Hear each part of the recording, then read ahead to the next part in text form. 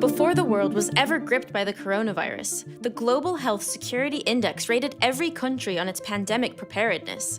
The average overall score across the globe was 40.2 out of 100, while high-income countries had an average score of 51.9. But the highest score of any country, head and shoulders above the rest, was the United States, with a score of 83.5. Rich, strong, and developed, America was supposed to be the shining example of how to respond to a pandemic should such a catastrophic situation ever arise. Now, several months into that once hypothetical worst-case scenario, the illusion of America's readiness has been thoroughly shattered. The US just surpassed 1 million confirmed coronavirus cases, by far the most of any country. And even adjusting for population, the US still stands among the hardest hit. The reasons for this are many. Delayed lockdowns, lack of essential protective equipment for hospitals, and perhaps, most critically, a dire lack of testing, especially in the early stages of the outbreak. In the month after the US had its first confirmed case, the US only tested around 3,000 people. By comparison, in the month after their first case, South Korea tested 100,000. And with much more data about who had the virus, they were able to implement rigorous contact tracing to identify the travel of each confirmed case. And looking at the infection curves of both countries, it is not a coincidence that South Korea's curve flattens relatively quickly, and America's does not. The US has ramped up testing since then, but it is still severely lagging behind what is needed. To reopen the US by mid-May, the number of daily tests performed between now and then should be as much as 700,000, and right now it is nowhere near that. You cannot fight a fire blindfolded. Yes. It is a failing. Let's admit it. The main test in question, at the center of all this chaos, is called an RT-PCR test, and something about it has crippled the response of the most developed country in the world. What is it about this test that has been so problematic? And can scientists and biotech companies rush to make something better? The current standard for coronavirus testing is the reverse transcription polymerase chain reaction, or RT-PCR test. To test someone, you first have to swab deep into their throat and nose to collect cells that potentially have the virus. The sample is then added to a lysis buffer, which breaks open the cells so that the viral RNA can be extracted, if it is present. The viral RNA is then amplified by transcribing the RNA to DNA using an enzyme called reverse transcriptase, and then allowing the DNA to replicate many times. Then, short fragments of DNA that are complementary to certain sections of the viral DNA are added, called primers. These primers will attach themselves to target sections of the viral DNA if it is present in the sample.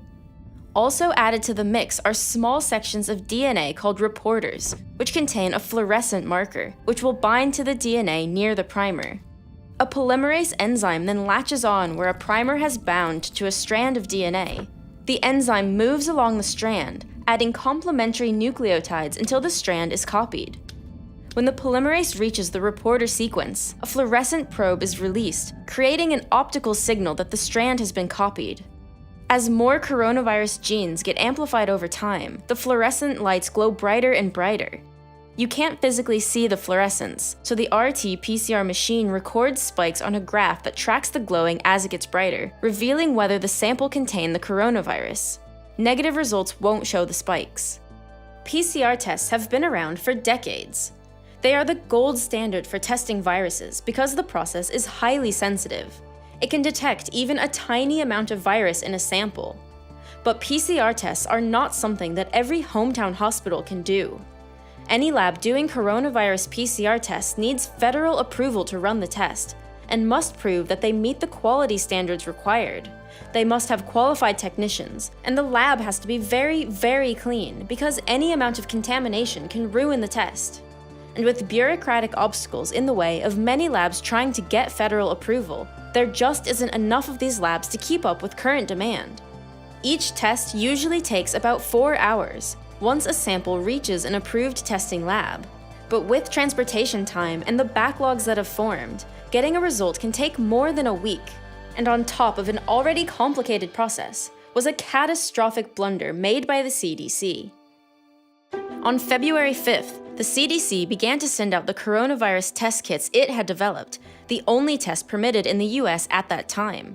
But soon after, many of the kits were found to have faulty negative controls. Samples known to be negative were showing a positive result, meaning the tests themselves were contaminated with the coronavirus. All of the tests had to be recalled and remade. It took the CDC about a month to fix the problem, a huge delay at a time where there was no room to have one. It's clear that the US could have been more prepared, but even if they had been, the standard method of PCR testing is just slow. People want to find out if they have the virus now, not in days or weeks from now. And the only way to achieve this is not through swabbing and shipping samples to a few specialized labs across the country, but through point-of-care testing. Sampling, testing, and getting results on the spot, within hours or even minutes. Point-of-care testing is already commonplace for other viruses. Doctors regularly run influenza tests in their offices and can have results back in around 15 minutes. These types of tests don't detect the viral genes in a patient sample. Instead, they look for proteins, or antigens, on the surface of the virus. And recently, protein-based coronavirus tests have been developed, and in theory could greatly speed up testing wait times. If the target coronavirus antigen is present in a patient's sample, it will bind to specific antibodies fixed to a paper strip and generate a visually detectable signal, usually within 30 minutes. These tests are quick and cheap and easy to do. However, while fast, they have some drastic limitations and drawbacks. Unlike PCR, which amplifies and detects any amount of viral genetic material in a sample, protein tests completely rely on how much viral material is in a single sample. And you need a lot of virus in a sample to see a positive signal. The WHO reports that the sensitivity of these tests is likely only between 34 and 80%, meaning that half or more of people who are infected by COVID-19 who are tested by this method might be told they are not infected. Another point-of-care testing method is the antibody or serology test. After a small prick to the finger, the test detects the presence of antibodies in the blood using antigens from the virus, and thus can indicate who has already had the disease and recovered from it. Some tests can even be done at home, and results can be given in minutes. But the test doesn't detect the virus itself, only the immune response against it. Thus, the tests are useless for intervention in an infection. But knowing who has already had the virus and who is likely immune would still be useful information. It could tell us just how prevalent and fatal the disease really is and allow some recovered people to go back to work. But unfortunately, many of the antibody test kits circulating the world are being revealed to be extremely questionable. The UK ordered 3.5 million at-home antibody tests, only to find the tests were extremely inaccurate. Spain too had to scrap their antibody testing plan after tests they ordered were found to be only 30% accurate. And inaccurate tests like this are not just ineffective, but dangerous. The worst possibility is if you say, okay, you're protected, people go back to work thinking that they're protected, and they wind up getting infected. The WHO does not recommend using point-of-care protein or antibody-based testing for patient care. Only gene-based tests are sufficiently accurate and reliable. A gene-based test that can give results quickly and in any hospital or doctor's office would be the best way to manage this pandemic. Gene-based or molecular point-of-care diagnostics do exist, but the field is very young, and the coronavirus outbreak is putting many biotech companies to the ultimate test.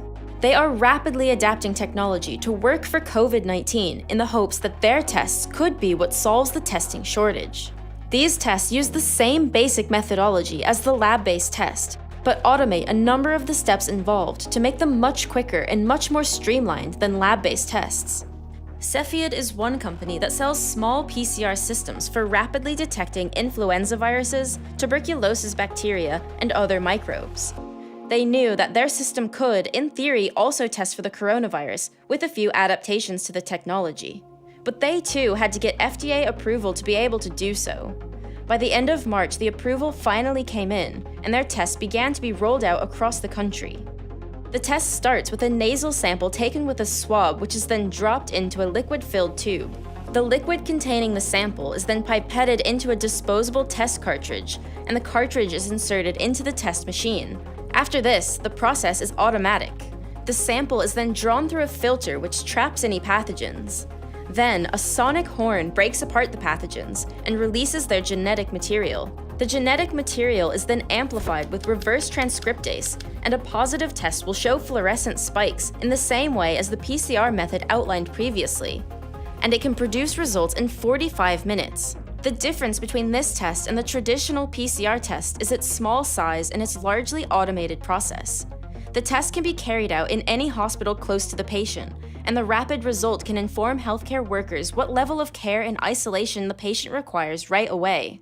The automated process means that minimal human action is needed to carry out the test beyond adding the sample to it. This makes the whole process faster and reduces the possibility of contamination, which means the test doesn't require a specially trained technician. Right now, there are about 5,000 of these test systems in the US, with more on the way. Another of these systems is called ID Now. It's the size of a toaster and can produce results in less than 15 minutes, making it the fastest test there is. It saves time by amplifying nucleic acids at one temperature, rather than the lengthier process of thermocycling used in conventional systems. There are around 18,000 of these units across the US. Rapid point-of-care tests like this are set to become a crucial element of the widespread testing that can inform countries on when to emerge from their lockdowns. In a perfect future, tests like this should exist at airports, train stations, and cruise terminals, where there is a high risk of virus transmission, allowing for a quick response should an outbreak arise. But, like everything involving this pandemic, optimism here needs to be somewhat reserved. A new study reports that some of these devices may not produce the most accurate results. They found that ID Now only detected the virus in 85.2% of positive samples, meaning it had a false negative rate of 14.8%. So 15 out of 100 people would be told that they're negative for COVID-19 when they're actually positive. And that is not good. A good test should be at least 95% accurate. The Cepheid test kit fared much better, with a false negative rate of only 1.8%. But the study overall calls into question the accuracy of these tests, which are being rolled out so quickly. And this brings up an extremely challenging debate about developing and approving tests. Moving too slowly, leaving up too much red tape, and an abundance of overcaution has already caused delays that undoubtedly cost lives. But botched or inaccurate tests can also be equally, if not more, devastating. Some scientists and regulators argue that no test is better than a bad test for the delays and harm they can cause. But others argue that perfect is the enemy of good, and that any and every amount of testing now is better than nothing, even if some percentage of the results are flawed. It is a constant debate, a push and pull of accuracy versus speed.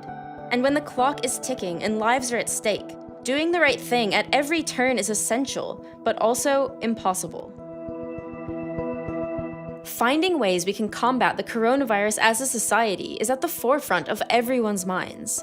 We anxiously look towards testing, vaccines, and viral treatments, hoping to hear good news that will ease our lockdown situation, but also marveling at the progress being made so quickly.